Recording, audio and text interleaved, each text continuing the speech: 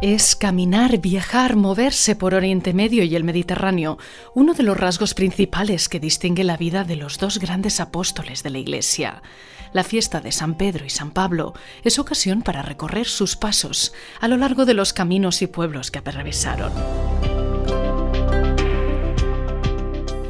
Dos sacerdotes, uno brasileño y otro mexicano, en los días previos a esta fiesta, visitaron algunos lugares tocados por San Pedro y San Pablo en el contexto de una excursión organizada por el Studium Biblicum Franciscanum de Jerusalén.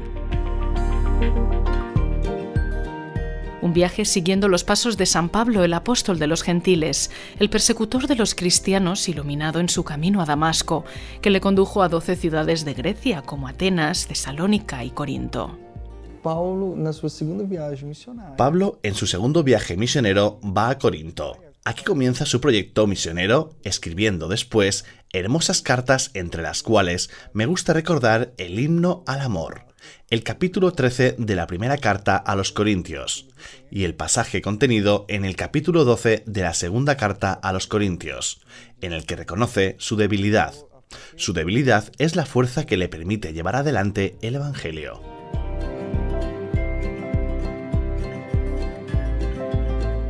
Es lo que me gustó, el saber que, pues hace 2000 años, en esta piedra, sobre este espacio, estuvo el apóstol Pablo, un apóstol tan importante para nosotros. Pescador de hombres, primer papa y una de las columnas de la Iglesia. Este es Pedro. Pedro fue este discípulo del Señor que era del grupo cercano, a quien le fueron entregadas las llaves, a quien le fue encargado este ministerio de liderar la iglesia primitiva, el primer papa como lo conocemos nosotros hoy también. Y la figura de Pedro es esencial para nuestra fe y para nuestra iglesia.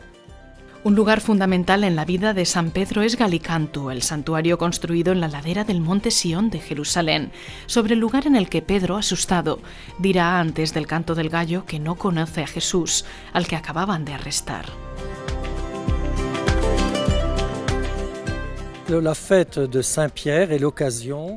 de San Pedro es ocasión para recordar el mensaje de este santuario, que es sobre todo el de la misericordia, expresado por la mirada de Jesús sobre Pedro tras su negación.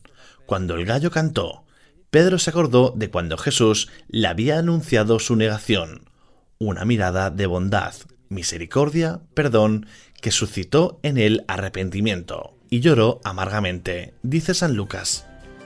Para celebrar esta fiesta, el custodio se dirigió a Jaffa para una celebración en la iglesia de San Pedro. Desde aquí, el primer papa partió de su tierra para evangelizar el mundo. Pedro es, por tanto, un apóstol, subrayó en su homilía Fray Francesco Patón, quien nos recuerda al mismo tiempo que la iglesia comenzó en el seno del pueblo de Israel, pero que rápidamente se abrió a todos los pueblos.